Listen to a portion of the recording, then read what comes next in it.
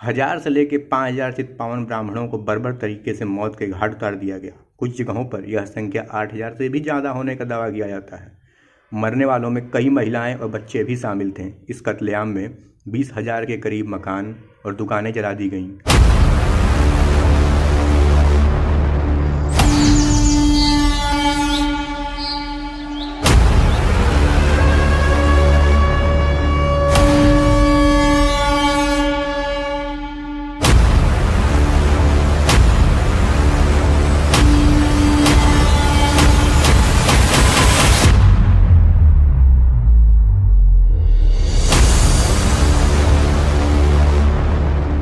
सभी लोगों को मेरा प्रणाम।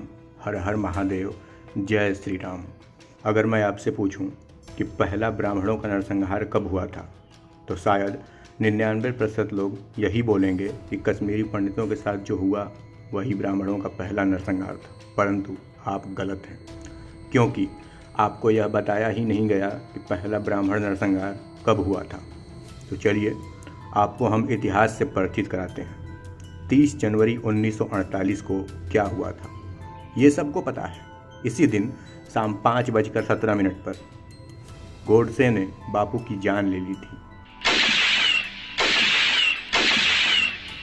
लेकिन उसके बाद उस रात क्या हुआ था, ये किसी को जानकारी ही नहीं। लेकिन ये पता होना चाहिए कि खुद को लिबरल, सेक्युलर, अहिंसक बताने वाले ये गांधी के चेले उस रात गांधी के नाम पर क्या महापाप किए हैं। ये पाप इतिहास की किताबों से तो मिटा दिया गया है, लेकिन आज सच बताना ही होगा और आपको जानना ही होगा, क्योंकि ये लिबरल, ये सेक्युलर एक बार फिर गांधीवाद के नकाब के पीछे अपनी कुत्सित चालें चल रहे हैं। बहुत कम लोगों को पता है और बहुत कम लोग ही जानते हैं कि 1948 में महात्मा गांधी की हत्या के बाद देश में एक भयावह नरसंहार हुआ था। गांधी के मुस्लिम तुष्टीकरण के रवैये से नाराज होकर नाथूराम गोडसे जी ने 30 जनवरी को उन्हें गोली मार दी थी। नाथूराम पर जब मुकदमा चला तो उसे अपनी करनी की सज़ा अदालत ने दे दी। इस हत्याकांड के लिए गोडसे को अम्बाला की एक जेल में फांसी दे दी गई, मगर तत्कालीन सत्तारूढ़ कांग्रेस पार्टी ने गांधी की हत्या होते ही नरसंहार की आग को भड़काने में कोई कसर नहीं छोड़ी। गांधी के भक्तों को और पार्टियों के अनुयायियों ने गोडसे के जाति के लोगों को निशाना बनाया। तो सुनिए क्या हुआ था गांधी हत्याकांड के बाद। देर रात तक पूरे भारत में यह खबर फैल गई कि गांधी का हत्यारे का नाम नाथूराम गोडसे है और उसकी जाति चित्पावन ब्राह्मण है। पहले निशाने पर चित्पावन थे, लेकिन बाबू के अहिंसा के पुजारियों ने सभी महाराष्ट्रियन ब्राह्मणों को निशाना बनाना शुरू कर दिया। लगभग 1000 से लेकर 5000 चित्पावन ब्राह्मणों को बर्बर तरीके से मौत के घाट उतार दिया गया। कुछ जगहों पर यह संख्या 8000 से भी ज़्यादा होने का दावा किया जाता है। मरने वालों में कई महिलाएं और बच्चे भी शामिल थे। इस कत्लेआम में 20,000 के करीब मकान और दुकानें जला दी गईं। हालांकि इन संख्याओं की अभी तक कोई आधिकारिक पुष्टि नहीं हुई है। मुंबई, पुणे, सांगली, नागपुर, नासिक, सतारा, कोल्हापुर, बेलगाम, वर्तमान में जो कर्नाटक है, में ज़बरदस्त कत्लेआम मचाया गया। एक परिवार के 3 पुरुषों को सिर्फ इसलिए जला दिया गया क्योंकि उनका सरनेम गोडसे था। इस कत्लेआम के दौर में जिसके भी नाम के आगे आपटे, गोखले, जोशी, रानाडे, कुलकर्णी, देशपांडे जैसे सरनेम लगे रहते थे, भीड़ उनकी जान की प्यासी हो गई थी। मराठी साहित्यकार और तरुण भारत के संपादक गजानन त्र्यंबक माडखोलकर की किताब एका निर्वासिताची कहानी, एक शरणार्थी की कहानी के मुताबिक गांधीवादियों की इस हिंसा में करीब 8000 से भी ज़्यादा महाराष्ट्रियन ब्राह्मण मारे गए। खुद 31 जनवरी को माडखोलकर के घर पर भी हमला हुआ था और उन्होंने महाराष्ट्र के बाहर शरण लेनी पड़ी थी।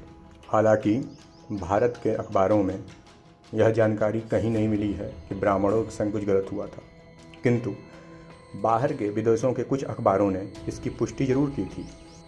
जाहिर है ये हिंसा किसी गुस्से का नतीजा नहीं, बल्कि एक सोची समझी कार्रवाई थी, जिसके पीछे कांग्रेस को चुनौती देने वाले एक जाति को पूरी तरह से खत्म कर देने का इरादा था। यही कारण है कि लोगों के कारोबार और संस्थानों को भी निशाना बनाया गया। धनी लोगों के व्यापारिक संस्थान जला दिए गए।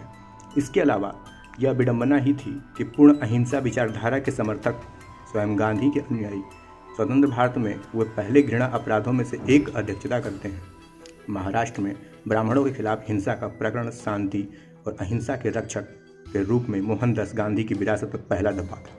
कांग्रेस पार्टी के नेतृत्व वाला राज्य मुख्यधारा से सच्चाई के निशान मिटाने के समान रूप से उलझा हुआ था। हालांकि इतिहास के पास खामोश घावों को भरने का अवसर है। नरसंहार के रूप में महाराष्ट्रीयन ब्राह्मणों के खिलाफ नफरत के नेतृत्व में क्रूर हिंसा की सरासर स्वीकृति एक लंबा रास्ता तय करेगी। किताब गांधी एंड गोडसे के चैप्टर 2 के उपशीर्षक 2.1 में मारिन पैटरसन के उदाहरणों में इस बात का जिक्र किया गया है। अपने उदाहरण में मारिन ने बताया है कैसे गांधी के अनुयायियों द्वारा फैलाई जा रही इस हिंसा ने ब्राह्मणों के प्रति नफरत फैलाने वाले संगठन ने भी हवा दी थी। इसमें कुछ ऐसे भी संगठन थे जिनका नाम ज्योतिबा फूले से जुड़ा था। देश में दंगों का सिलसिला बंटवारे के पहले से होता आ रहा है, मगर आज़ादी के बाद इसे नियंत्रित कर ख़त्म कर देना जिनके जिम्मे था, उन्होंने इस पीढ़ी दर पीढ़ी सिर्फ किसी विरासत की तरह आगे बढ़ाया। चित्पावन ब्राह्मणों के नरसंहार से जो कुरीति प्रारंभ हुई वह आज भी सेक्युलरिज्म के नाम पर ख़त्म होने का नाम नहीं ले रही है। अगले वीडियो में फिर मिलेंगे, तब तक के लिए हर हर महादेव, जय श्री राम।